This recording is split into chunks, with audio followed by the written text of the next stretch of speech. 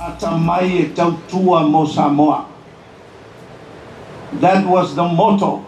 That was the purpose of God. Ole atamai ele ole autuna is the vision. Ole atamai ole vision malvai mao tato tua. Ya wa o ina le lei le atunu. Ole tautua. Ole mission le na. Le mission al Kolisi Samoa. Ya avea ma tautua. Avea ma auna. Auna ile atunu'u. Auna ya o ina le lei tai nu'u ma ainga o kalesia. Ai maise o sio tato Mālō. Ia manuia tele le whailonga ina o lo fitus furu tausanga. Ma ia whama marua au le atua i le ua ia lofa ina. Ona o Yesu. Amen. O te moai whaataro whaatu le paia o Samoa o Saune. Lau sunga le taitai o Saune. A pele mamalu ua whaatasi mai le nei wha moe moe taeao. O le whamanatu ina lea o le fitu sipuru tausanga. O na whawaina le nei a onga. O le a onga e pele ia i tātou uma. E pele ia Samoa. Pai lato uma sa onga mga lulue ai. O le whamanatu ina o le fitu sipuru tausanga. O se matatia e au o na tātou patipatia. Tātou te si ai le wi inga mal whaktai le atua. O le sa tui matangiolo. O le na taitaina mai le wholaunga a le Kolisi o Samoa. O le numera fitu se furu. O se numera pa ia lea i le apionga pa ia le atua. O tausanga e toi tu ai, ma toi tepa ai tua. I venga o le alofa o le atua. Pa pena le aso nei. This 70th Platinum Anniversary for Samoa College is a cause for celebration. It is also a time to pause and reflect on the invaluable contribution of this school to Samoa and to the development of our country. O le Kolisi o Samoa, sa whawai ina i le tausanga e tasi le awhe iwa se lau 5 montolu. Rona afuanga o le whaawawina o le mau o Samoa. Le mau a o tātou tua o whai langi la lātou wholanga. O le alea mau, ia tūtu a tasi Samoa.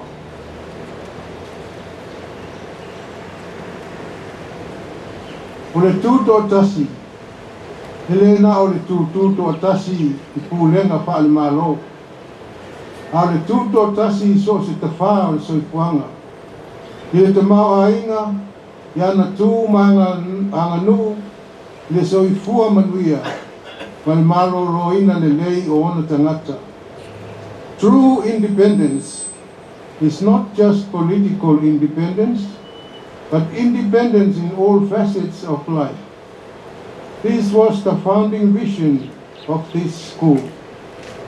So that Samoa, through an institution like Samoa College, could be truly and fully independent. Le winga leo le tuto tasi.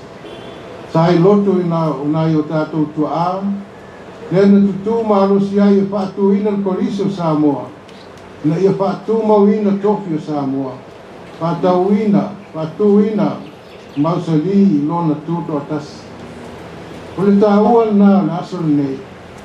O le iu peli tātou pitoi mafo whauai i le amatanga. I le miti o mo-mo-onga o nai o tātou mātua. O toi fia au mai ai upu a mali atoa. Na malele ai i le whawaina o le Kolisi o Samoa. Pai mai a ia. O le awala lea, o le a maua aia tātou whai whaatoanga, ma whai a onga le lei. Le a maua ai lo ia ma fo mai, le whai awala ma le whai paipa. E o lava, ona whaawai ina se whaawai mautu. I le toi ave e sea ai le topi o Samoa. A le Kolisi o Samoa, le tasi lea pi soaswani, le wha mautu ina, o le sini o le wha moe moe. I le toi tau wha iloa, ma tātia, wa usia e le nea aonga. Le aonga, i tāpenai nai ulua'i tai o le tātou Mālō. O le aonga o taunu'u ai le miti a o tātou tua a. Wa u whaatu mauina ai le tātou mau. Le tāua lea o le waso whapenei. Tātou ki toi tepa i tua, ma toi taula'i. Le tātou wa ai a ngai luma.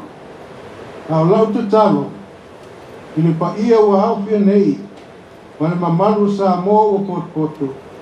Ia tātou wha aua wina pēr le mau a o tātou tua a. Le wha vai na ile nei Kolisi. Ma ia sanga wha atu mau wina hai pēr le toki o si o tātou atunu'u. I tama mateine tuai o le Kolisi, ka pēr halo ma fanau o ro'o awa o wina ai le teminei. Tautua nā ma au tau le nawa tau o le moto o le Kolisi o Samoa. O le Atamai e tautua ai Samoa. O le komiti o ro'o whaapoina ngā lua'i o le Kolisi le taiminei. O tau mamana. Ia maua pēr le mālosi ma le tomai whaatino ai ka au tau ngā luenga taua. Ia whaamanuia le atua i ate o tau. Au lau, ka lau te talo, o le tātou sikopa atoa. Ia manuia tene le whaamanuia wha ana manatuina o le Espiritu se furu tausanga o le Kolisi e pele le loto e Kolisi o Samoa. May God continue to bless our beloved Samoa College. E soifua ma ia manuia. O lea ua so whau le mali o langi o le taeao na sufi ma whau tutu. O la lafa fo i aturulunga ma toa i tia o li i toa mafa filimalai. Le aso matalupe ma ua ala lau lau. O le aso ura le nei. O wao lea ua fora le maata anoa ma oa i matagofie le wha moe sa lupe. O le asosi o li ma tabaitai sa ao tauina i le Kolisi o Samoa. Lau sunga le taitai o le sauninga, Reverend Professor Mosese Mailo. Whaftai le tō matau, e ala i la tātou whasifonga se i whawhitai le anga le leo le tua ia Samoa. A meise le nei whamoemoe o le skopa. Lau whioga le amo malo le Mālō. Lau whioga tui maleli whano sua lau vi le lua. Lau whioga le sui o le whono sui tofia. Le mea tapu sa tele tui le tifuga ropati molia. Ma lau whartua. Le paia o ministar kabineta ma ministar lango. E le vaea le whala oto i le paia maulunga o le tāwhatonu le Mālō tō tasi o Samoa i le pulenga whatonu le whamasinonga whapea le whono au au whaitu la whono o Samoa whapea sui o Mālō whabao le Mālō members of the diplomatic corps. O te whātalo whata whoi lau whioga le Palestine lau whioga le ala le pule Rimoni a yafi, matulanga tofi ma malo le asosio li matamaitai, tuai o le Kolisi o Samoa. Papea le paia o tupu mae, mao sinsina lo whaao o whaulu iai le nei skopa ai mese foi o afio anga, manu taitasi o tātou atunu'u. O i lātou afi fio mai le nei taeao, o e sa o tauina i le Kolisi. Whaftai tele le pale matangofie, afi fio maia. O te taofi, o lea ua malama i ungalu pa ia sa o Samoa, e afua mai leo tai sa ia pa ia filio puritu, o lea lava waifo i matangi ala lua nei. E whapea fo i le pa ia, o si taulanga o lo tala whauto le atunu'u, a wālo la tau whaiva o le tuitui o le lagi, a wā se manuia o Samoa. I le masina o Oktopa o le tausaga nei, sa maua ai le avanoa e whai e se upu i le tātou Mālō, i le wha moe moe o le Kolisi o Samoa, i le atuanga o lona fitu si fulu tausaga. O lea o so ula le taeao nei, i le wha moe moe o le skopa. Ua fitu se fulu tausaga talu na whatuina le Kolisi o Samoa, i le atunu'u. O le ulua'i Kolisi maurunga le Mālō, na whatuina i le tasiva lima tolu, i le malienga ma New Zealand, ma le wha moe moe, e awa o ina i alo ma fanau o Samoa, i atamamai e tautua mo Samoa, ma avea ma taitai o lona Mālō tuto tasi. O nei wainga ma mao atua a ma taitai o Samoa, o tofu whanisi i tia sā, nā fua i lo la tau nau e tapue ma vani le awa o ina le leo tupulanga talavou o Samoa ina i aua nei vale tu lima le lumana'i. O lea anava o lo whau maungangana i le tangawai o le Kolisi o Samoa, Atamai e tautua Samoa. O le foi tau o Samoa e tautala aso nei mo taeao. Ma e ui le tele le uruniu, ai longa niu o le filinga. A whai e fisili, o le a se langi soifua e pine ai le tautua a le Kolisi o Samoa. A lea e se sao mai ali i matamaitai sa au tauina i le Kolisi. O tau whaiva le nā, e tiu i vasa masaili li tai, e se seu i atu tia, e eli fo i le aliti o le ele, e sa ili penina a wā Samoa ma lona Mālō. O tau whaiva lea wa lau sa saa, wa suati ola, te tiu ma fi le taliuta, ma le tāpua inga asi o tātou atunu'u. E le se luatu o tātou Mālō i le sao o le skopa, i so se tofinga ma so se au unanga i lo tātou Mālō, i le vaenga tu maoti mo pisnisi, ai meise o e o whauina e tā lai le finangalo le tua, e ala i ngā luenga whawhai whiau. O whaatufunganga ese o le poto salalau, o matua whaiva o tūlanga taungangana ma scientisi, tala anga ma suenga, lo loto o le tala whaasolopito, ta longa ma whaatunga, ai meise o le atamai o li i whaatausi a inga, o lo fesili ai le tō whaama le moe, i whainga nuu i a whioanga ma la whanga.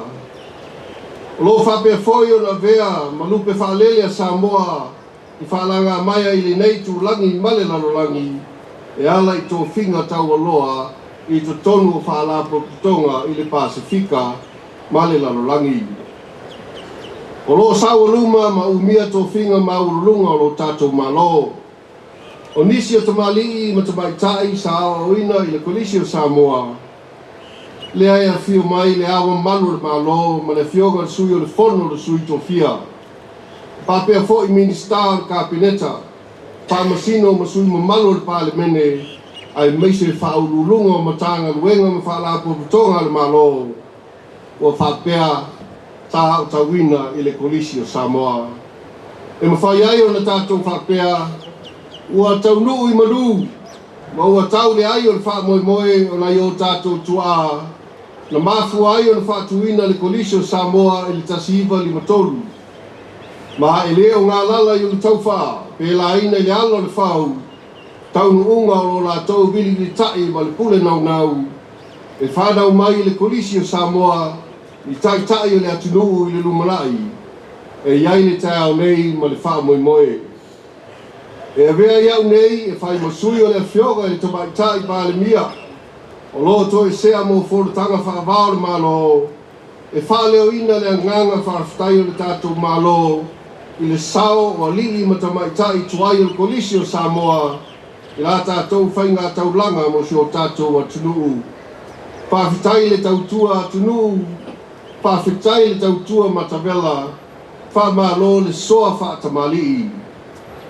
O susu'u le mo te tele o Samoa, mafola i le amata anoa, lona pai lei i la au tautua ma le osi ngā taulanga. O upu masani o whaatuwhuranga o Mālō, o poutu e tua iai po lalo. O te tāwhi o le asosia le skopa e tua iai le Kolisi o Samoa mo nei ma le lumana'i. O ia na te whaaleleia, masangau na ia le loto a onga i Atamai e tautua mo Samoa. O le maupoponga o li'i ma tamai tai tuai o le Kolisi. O le sanga wha mautu ina atili foi lea, o le tanga vai o le Kolisi, ia ngā i atu i le lumana'i. E mana tō fōi le sao o le skopa i le whaafoina o le Kolisi. E pei o ne iai nei, ma ngānu rue whatasi ai ma le tātou Mālō. O le tatalo le Mālō, ia manuia le Kolisi o Samoa, ma ia sanga una ia le anganga tautua mo si o tātou atunu'u. Ia whaateleina le tomai ma le angawaa o tama fanau o Samoa, e awa uina le Kolisi a wā Samoa ma lona Mālō. Ia anga le leile atua i lau fioga le plestene, ma tūlanga te tofi ma Mālō le sosi o aligi ma tamaitai tuai o le Kolisi o Samoa. Ai mai se le paia ma maavese ese o le sosi, ia iai pēr le taitainga ma mana le atua i o tau whaivalofi a ao, mo nei ma e lua. Ia sanga whaalotu teleina fo i le pule, ma whaia onga o lo au tauina fanau le atunu'u, o lo au tuwai i le Kolisi o Samoa. Ia utu mai le atua le poto, ma le whaalinga e ao ina ai fanau o Samoa, na ia atamamai e tautua mo Samoa. Ia whamanu ia tere le atua i le whamoemoe o le skopa, mo le atuanga o le fitu se fulu tausanga o le Kolisi o Samoa, so i fua ma ia manuia.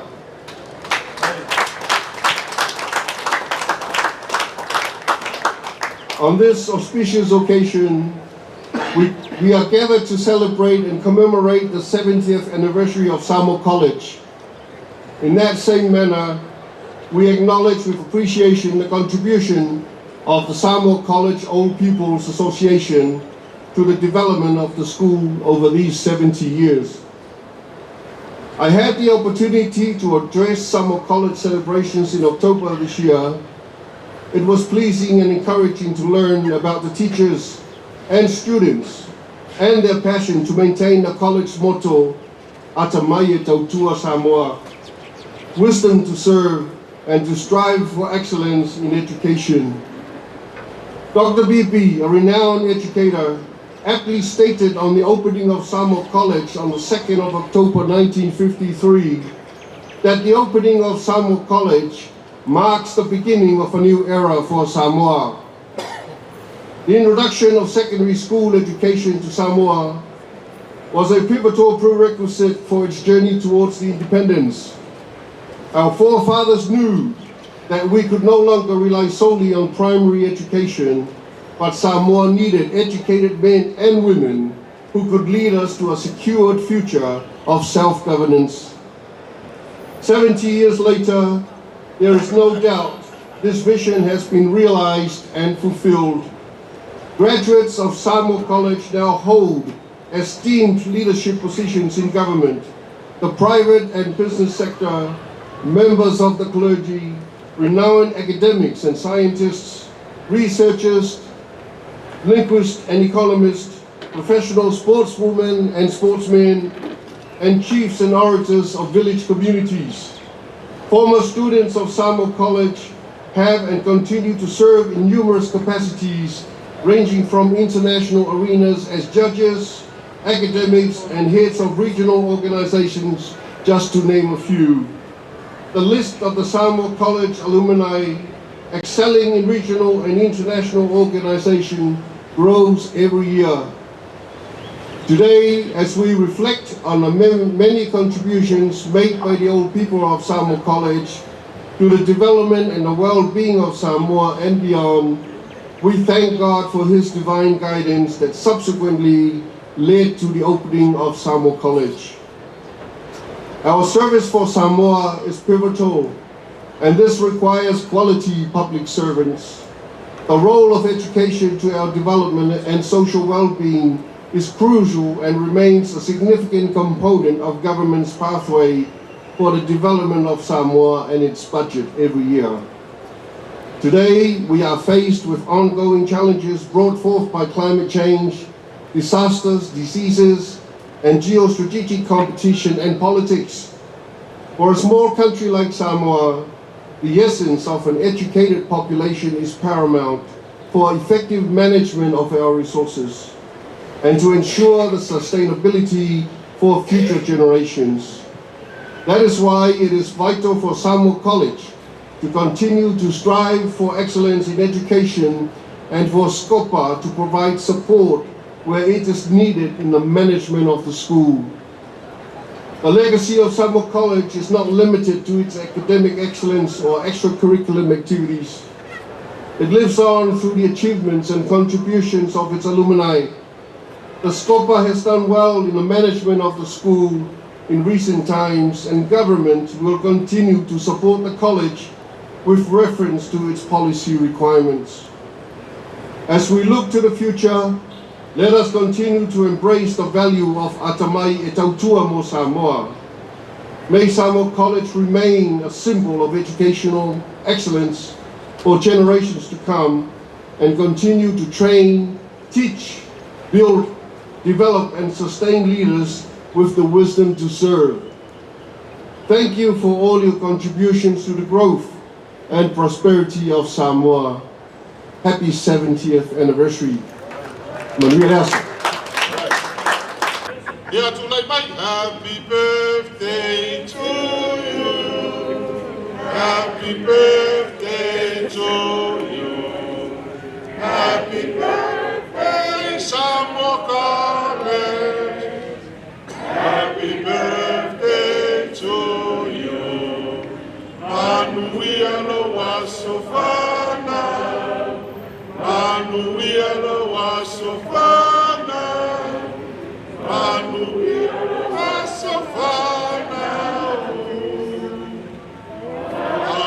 Manuia le atua. O a ole nei, whawhitai mo le awa noa o tuina mai. O a o nei tua taefu, mai o le ngula le mamau i o. Ia. O a talinga o fia longo, maunga o salawhai le nei taeao. Sau noanga maa neia ma le matanga o fie. Tatou whalunga longo iai le nei taeao. Ai o le mea mua whawhitai i le atua. O mōli le whawhitai i le atua, tai mai au tau soifua ma o mātou ola. Tatou au lia le nei taeao ma le nei aso whaironga ina. Wa fitu se furu TAUSAGA. O le Kolisi o mua i Samoa. O te mana tua ma o nofo i aso uma. O le ulua'i tai o le Kolisi. Le aso na te talai. O tunu mafono a pelu ai awao. Ma le tamai tai o Don Rasmussen. A o le au fia atoa. Ai tu i lunga i a pelu. A pea mai. O la na upu mua lawa. We stand for the future. Wa ane yaso. Alea. Aie fiot. O tau umalawa. Wa kami mika i lea kausanga me lea kausanga. Sau nole. Wa lawa ia sau noanga. Leo sau nole tai fono le skopa. Aftai. Mato umana. Ai ola. Kipi keki. Ya whamanguia o la whiula keke. Ia me are wa whamaliko inga mo le susu sa so. Pats. Okay. Yeah, tai.